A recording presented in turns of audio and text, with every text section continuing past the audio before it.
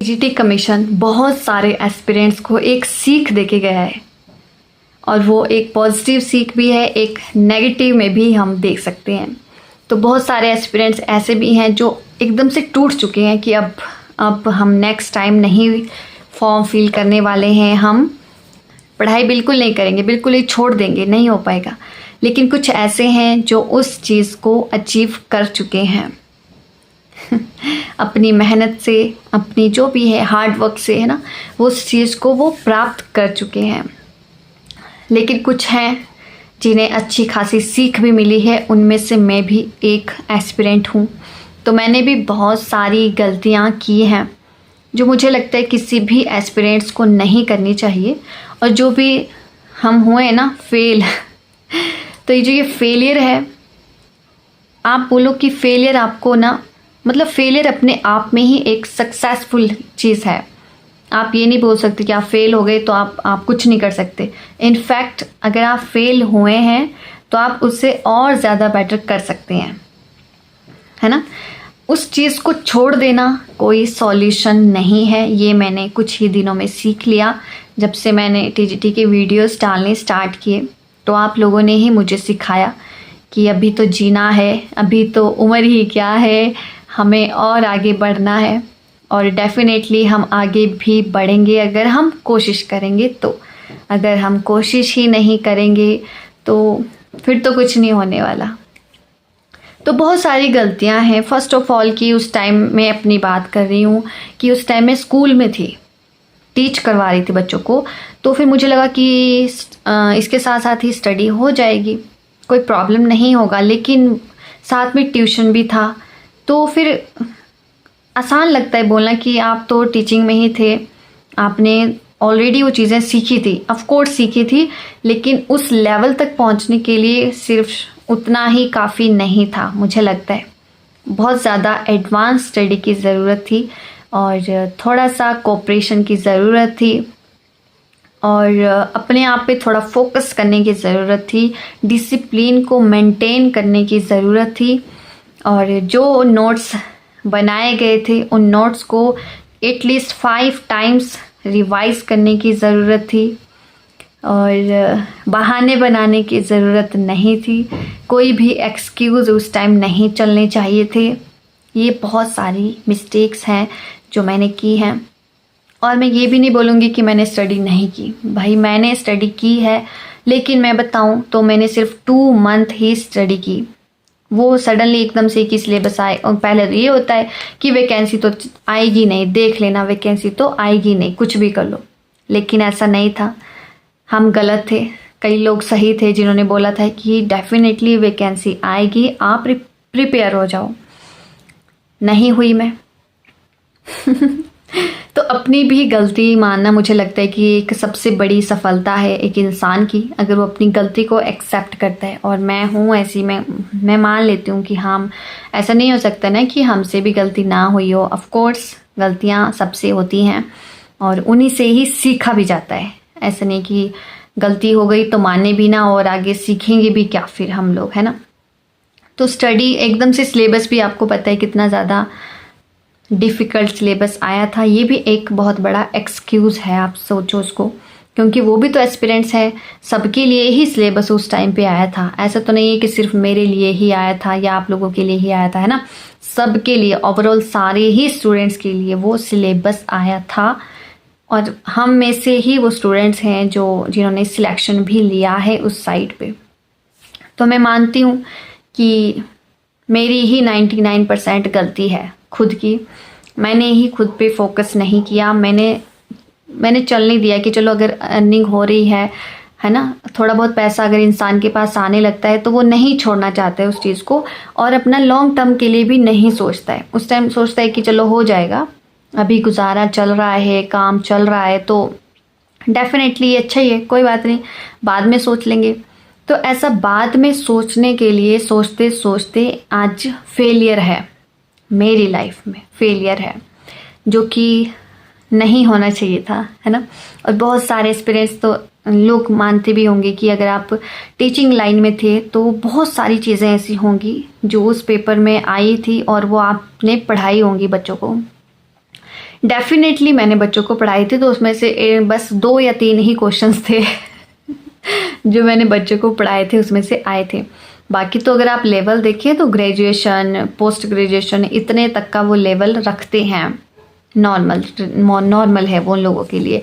तो school level का ही पढ़ना सिर्फ इनफ नहीं होता है किसी भी एग्ज़ाम को क्रैक करने के लिए, हाई लेवल का भी होना चाहिए। यस ऑफ कोर्स बेसिक थोड़ा सा मेरा ठीक था, लेकिन लगा नहीं मुझे कि बेसिक से ही पूछे गए थे, वो एक्स्ट्रा ही एडवांस पूछे गए थे।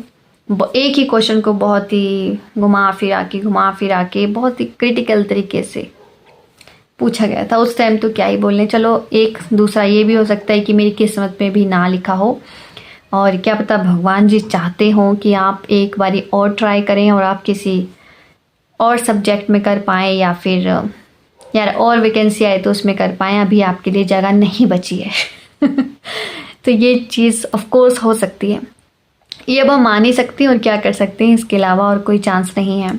तो टीजीटी कमीशन को हुए इतना टाइम हो चुका है, मैंने अपडेटेड चीज़ें देखना भी बंद कर दिया था। फेसबुक मेरे पास था तो मैं उस पर भी देखती रहती थी कि आते हैं ना, उसमें है एक, बहुत सारे लोगों ने उसको ज्वाइन भी किया होगा, ग्रुप है हिमाचल प्रदेश का जिसमें बहुत सारी वैकेंसी के बारे में बोला जाता है।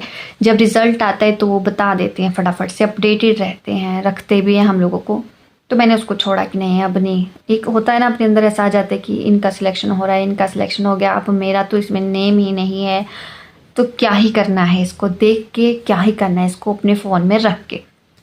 तो बहुत सारी नेगेटिविटी मेरे दिमाग में घुस चुकी थी, और किसी ने बोला भी था मुझे बहुत ज़्यादा कि मतलब तुम इतने से ही मार्क्स लेके आई हो, आपने क्या ही स्टडी कर ली है, मतलब कुछ नहीं पढ़ा इतने टाइम में, क्यों नहीं पढ़ा, कर लेना चाहिए था, हो जाता। मतलब ये वाली चीज़ फिर बाद में आती है, पर उनको नहीं मालूम कि मैंने किस तरीके से चीज़ों को फेस किया हुआ है कैसे चीज़ों को हैंडल किया, कैसे स्टडी किया, नहीं दिखता वो किसी को।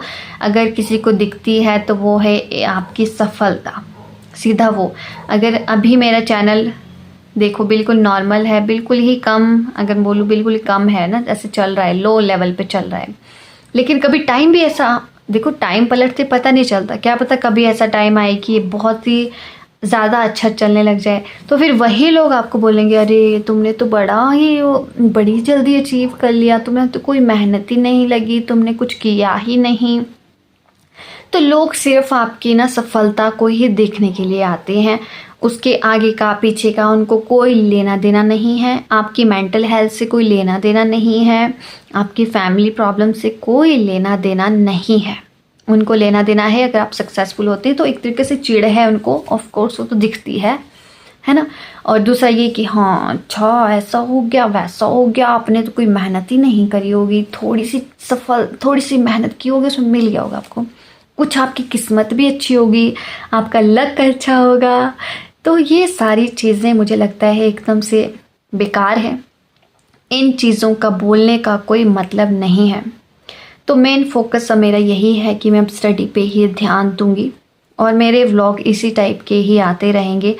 मैं चाहूँगी कि अगर कोई मेरी तरह एस्पिरेंट अभी बैठा है, बहुत सारे मैंने कमेंट्स पढ़े थे कि टूट चुके हैं वो 2022 से कमीशन देने के बाद, बहुत सारे कुछ ऐसे भी हैं जो 40+ हैं, जो मुझे मोटिवेशन दे रहे हैं कि हम तो अभी तक सिंगल है और अभी तक ऐसे ही बैठे हैं, 40+ तक हो चुके हैं, 30+ शायद 30+ हो चुके हैं, 40+ भी इवन बैठे हुए हैं कि हम स्टडी कर रहे हैं। तो मुझे लगा कि मैं तो कुछ भी नहीं हूँ फिर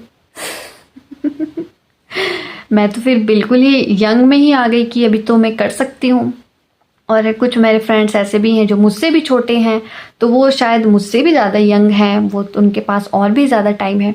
और डिपेंड करता है कि वैकेंसीज़ नहीं आए तो, है ना। अब हम ना, मुझे लगता है कि हमें एक ही साइड नहीं रहना चाहिए। फिर मैंने ये भी सोचे थे कि वो जो CHL वगैरह है ना, ये सारी वैकेंसीज जो आती रहती हैं सेंट्रल की, वो हमें ज़रूर उसमें अप्लाई करना चाहिए। तो मैं सोच रही हूँ कि अब उसकी तरफ भी थोड़ा थोड़ा चला जाए, है ना, क्यों ना चला जाए। एक ही तरफ लेके क्या करना है हमको, अगर बात नहीं बन रही उस तरफ से तो उस तरफ भी जाना चाहिए। तो किसी ने बहुत ही प्यारा प्यारा कमेंट किया था, और बहुत ही लंबा चौड़ा कमेंट था, तो थोड़ा थोड़ा ही मुझे याद है कि उन्होंने CHL वगैरह इसी तरीके से निकाला था +2 के बाद, और 22 साल में ही वो इंस्पेक्टर हैं। तो बहुत ही अच्छी अचीवमेंट है ये, बहुत ही अर्ली अचीवमेंट है। और ये नहीं है कि उनकी किस्मत अच्छी थी, ये था, नो वे। वो होता है हार्ड वर्क और एक तरीके से पेशेंस रखना, कंसिस्टेंसी बना के रखना। तो वो उन्होंने अचीव कर ली। तो मैं वही तो बोलती हूँ आपको बहुत बार ना कि हम वो जो यंग जनरेशन है जिनको आप ये जेन ज़ी करके बोलते हो, ये जनरेशन थोड़ी एडवांस है। इनको पेरेंट्स की तरफ से बहुत ज़्यादा सपोर्ट मिलता होगा शायद, मुझे लगता है। मतलब वो तैयारी करवाते हैं उस लेवल के बच्चे को, 9-10 से ही तैयारी करवाना स्टार्ट करते कि आप ये फॉर्म भरो, आप ये भरो, आप कर सकते हैं। कोचिंग वगैरह के लिए उनको बोला जाता है, यस ऑफ कोर्स करिए।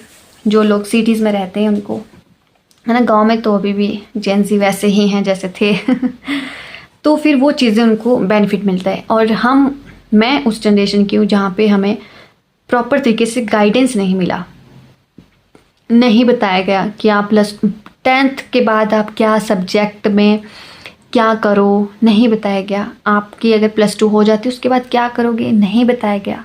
मतलब खुद से ही चलते गए और इस तरीके से फंस गए कि अब वहाँ से बाहर निकलना ऑलमोस्ट मुश्किल सा हो गया है।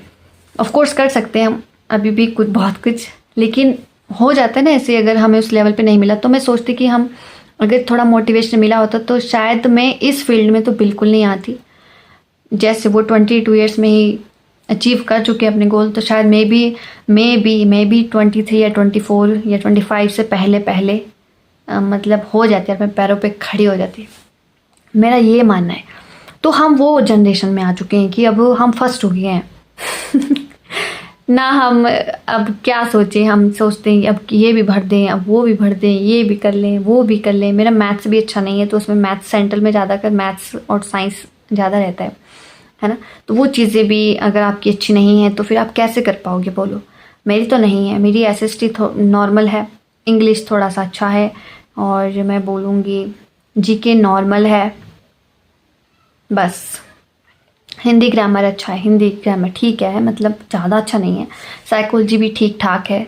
तो ये नॉर्मल है, ऐसा नहीं कि मैं बहुत एडवांस हूँ। मुझे बहुत ही अच्छी स्टडी में मैं काफ़ी अच्छी हूँ, ऑफ कोर्स नहीं हूँ तो ये बहुत सारी गलतियाँ हैं लाइफ में जो हो चुकी हैं। मैं चाहूँगी कि नेक्स्ट जनरेशन बिल्कुल ये गलतियाँ, मिस्टेक्स ना करें। वो सीखें अभी से ही कि आपको अपने गोल को अचीव करने में जी जान लगा देनी है। आफ्टर 10th के बाद ही लग पड़ो, कैसे भी करके। जो भी फॉर्म्स आ रहे हैं आप फिल कर सकते हैं। 10th के बाद भी बहुत सारे फॉर्म होते हैं जो भरे जाते हैं। देखो अब उस टाइम पे हमें ये चीज़ें नहीं बताई गई, नहीं पता था हमें, है ना। तो अब तक तो हम कहाँ होते यार, मतलब हमने 3-4 वैकेंसी ऐसे क्रैक कर ली होती है क्योंकि उस टाइम बच्चों में जोश भी होता है ना, प्रॉपर वो डिसिप्लिन से निकले होते हैं बाहर। स्कूलिंग तो ऐसी होता है, आपको सबको पता है स्कूलिंग कैसी होती है। पूरा बच्चा प्रॉपर डिसिप्लिन मेंटेन करके रखता है, टीचर भी उनसे मेंटेन करके रखवाते हैं। स्कूल में बच्चा प्रॉपरली होमवर्क करके आ रहा है, लर्न कर रहा है, टेस्ट प्रॉपर दे रहा है, तो अपडेटेड भी है वो माइंड से ऐसे। और फिर अगर आप उसी टाइम उसके अंदर मोटिवेशन भर दोगे तो वो एक तरीके से ज्वालामुखी का काम कर जाएगा, है ना। आप उसे मोटिवेशन भर दो कि बेटा आप ये चीज़ कर सकते हैं, इसके बाद आप ये कर सकते हैं, ये अर्निंग आपकी स्टार्ट हो जाएगी, साथ में आपकी स्टडी भी चलती रहेगी। तो सोचो बच्चों के अंदर क्यों नहीं मोटिवेशन आएगा। ऑफ कोर्स आएगा, और वो डेफिनेटली बहुत अर्ली एज में, बोलूँगी 18, 19, 17 इसमें ही वो अचीव कर लेंगे अपने गोल को। और ऐसे बहुत सारे स्टूडेंट्स होंगे जो अचीव कर भी चुके हैं, मैंने बहुत सुने हैं, जो 18, 19, 20 साल में ही बड़ी बड़ी पोस्ट पे लग चुके हैं। तो ये होता है यार, बाकी पता नहीं मेरी किस्मत में क्या ही लिखा है। लेकिन डेफिनेटली आई इंश्योर दैट कि मैं अब स्टडी पे पूरा फोकस करूँगी, स्टडी पे ही थोड़ा ध्यान लगाने की कोशिश करूँगी। धीरे धीरे करके हम ज़रूर कामयाब होंगे दोस्तों। मैं भी होंगी, आप भी होंगे, हम सब होंगे मिलके so take care, bye bye.